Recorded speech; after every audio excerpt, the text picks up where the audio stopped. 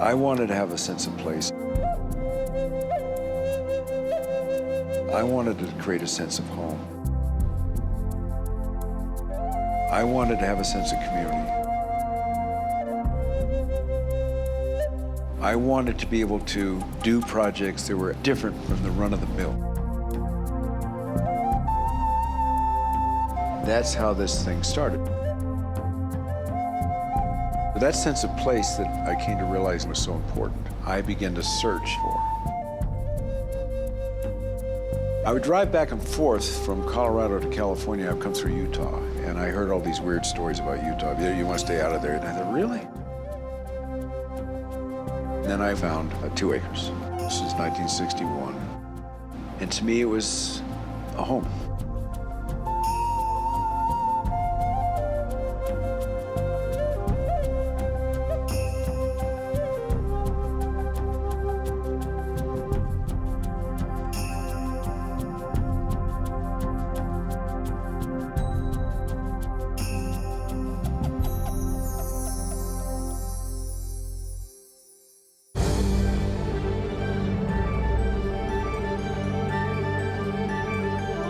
What Bob has done for the state of Utah is enormous.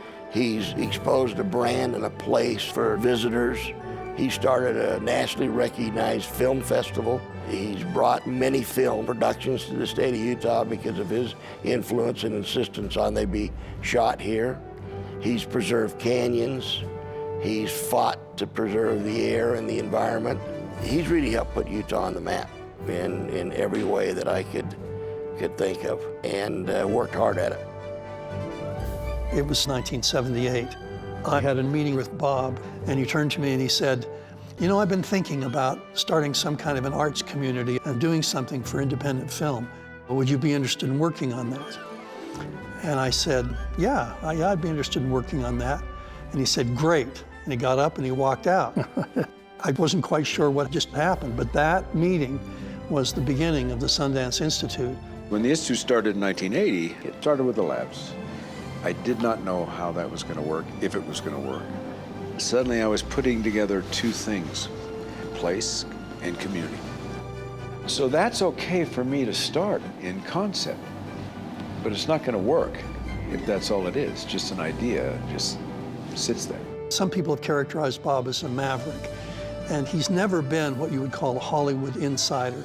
And the impulse to start what has happened here at Sundance with the Institute is visionary. I would hope that this place here, which is in pure nature, might have some positive effect. At that time, there really wasn't a defined vision. He was more focused on what he didn't want the place to be. And the vision started to develop as the years went on, and he personally got behind everything that we did and tried to fund them himself. I realized we had no money. We certainly had no support. And I remember when it was first happening, people would melt down, and we had to deal with the meltdown. It was really scary. So we tried to figure out ways to best meet those so he didn't have to pay for it out of his pocket. And that's the brainchild of the catalog. A lifestyle book that kind of depicted Bob's life and that of the Sundance area. We approached a couple of experts. They came in and looked at what we had planned to do, and they said, you're crazy, it'll never fly.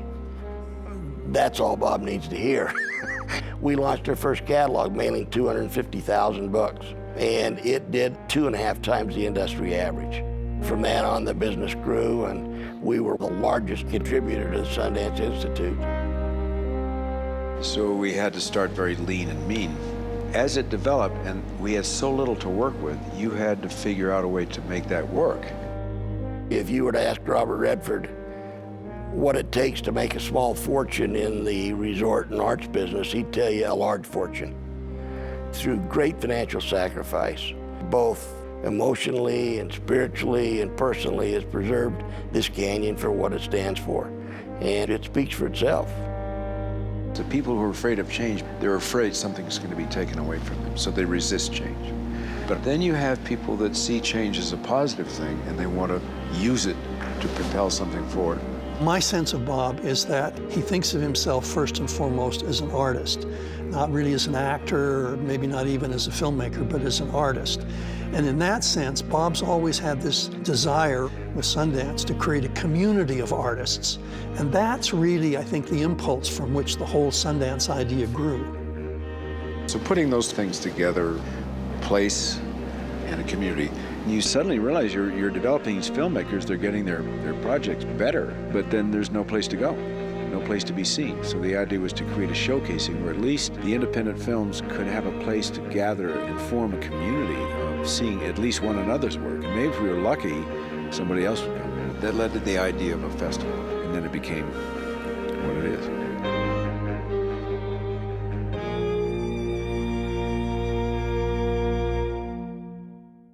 It's not an exaggeration to say that Bob has changed the history of film in America and the history of film worldwide with his focus on independent film. This festival brings more new emerging talent and also talent from Hollywood than we could access if we made 50 trips to Hollywood a year.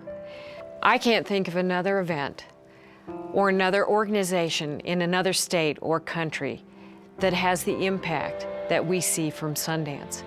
Who can brag about 1,000 journalists coming in for one event? And they write articles not just about the films, but about Park City, about the beauty of the state, the friendliness of the people, the prestige that lends to our state. It's media value that can't be purchased, and people coming in from all over the world and enjoying the state and returning because of what they've celebrated. Each year, over 46,000 people come as film festival attendees. The average annual economic impact to Utah from the Sundance Film Festival is over $75 million. And in the last 10 years, that's meant over $500 million to our state. The success of Utah's travel and tourism industry is, in no small part, because of Robert Redford. At the same time, when I saw the festival was only 10 days in Park City, in the middle of winter, I said, this should go beyond. How do you do that? Well, electronically. So we started the Sundance Channel, and right around that time, globalization occurred. So that created another opportunity. Now we can go international. Then suddenly, we were able to create film as a cultural exchange.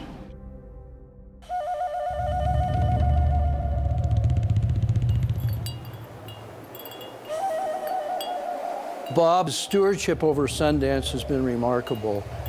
It welcomes people. It makes people feel like he does about the land. Absolute cherishment of the land is something that he deeply feels, just like American Indians do. I spent so much time in Native American land. I became very taken with Native American ideology, culture, history, so forth. I felt that they knew something we didn't know, or if we did know it, we had forgotten. One of them was if you take something out of the earth, you put something back. He loves that relationship of the land, feeding it so it feeds you. His feeling about protecting Utah is very deep, and it's one that I think every Utahn ought to know more about and really to cherish.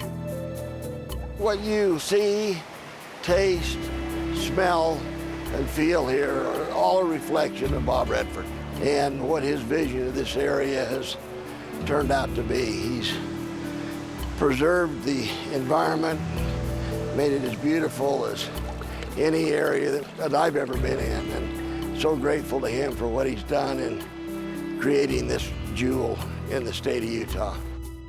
Bob takes a lot of pleasure in seeing people connect to Sundance, whether that person is an employee or if that person's a guest. The impact Sundance plays in this community is huge. On our average year, we have about 500 to 700 employees. So if you do the rough math on it, I would say it's well over 10,000 people that Sundance has employed since 1969. So it's been a major employer in this state for quite some time. I remember one year at Christmas time, we were snowed in up here, and some lady who had rented a house was sick and needed medication, couldn't get down the canyon. And so she called Bob. And Bob gets out on Christmas and starts his snowmobile, drives over to a doctor's house here on the canyon, knocks on his door, gets him up, gets some prescriptions, and he snowmobiles over this lady's house and delivers her medication. And this was at the height of his career, you know, and I just marvel at some of the things he's done to make it right. Doesn't it feel good to be generous? Doesn't it feel good to create something that gives somebody else an opportunity they may not have? Robert Redford loves his state, every inch of it.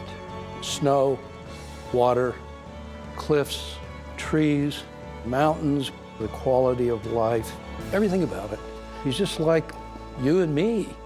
That's why he's a Utah. Bob, I know you love this great state just as we all do. But there are very few people in our state's history who have made such a difference as you have. 2 acres and a cabin at Sundance have blossomed into a one-of-a-kind resort, an institute for the arts, a nature preserve, the world's most accomplished film festival, and a global networking channel that has projected Utah to the world. I know that Sundance represents a lifelong effort for you and the many great people who have been part of your team and your family. I know it has taken a massive commitment, and there's been much sacrifice and even disappointment along the way. But you made it happen. You did it with passion, commitment, and integrity, and you did it in a manner that makes every Utahn proud. I owe so much to Bob for what he's given me here at Sundance. I'm a local kid from Utah who started here as an hourly employee to get my free season ski pass. I started as a ski bum that turned into a general manager. You know, everything that I have really stems back here to Sundance. You know, so I really can't thank Bob enough, and I hope he knows that.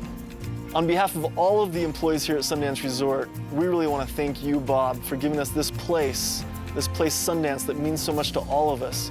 It's a place that we all connect to. It's a place that allows all of us to focus on what we love, which is what you love. Thank you so much. Bob, I'm so happy to be able to join those honoring you tonight. As someone who promoted the state for the film industry and for the tourism industry, I can't thank you enough. You are such an important part of our community, and we're so grateful for your efforts. You've put us on the map globally. Thank you. Bob, you not only changed the culture of film in Utah and in America, but you changed my life. And I'm sure there are hundreds, if not thousands, of other people who would say thanks in the same way. Thanks for changing my life, Bob. More than any other person, you have showed us the great value of this state, its gorgeous environment, its artistic connection to that. It's an amazing thing, Bob, how you have brought all of that to focus. And it's a great honor to be part of saying thank you tonight.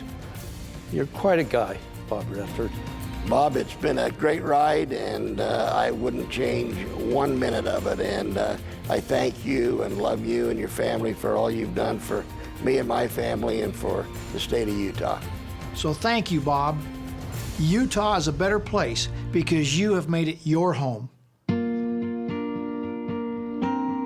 I wanted to have a sense of place. I wanted to create a sense of home. I wanted to have a sense of community. I wanted to create this thing, I guess, for myself, but I wanted other people to be part of it.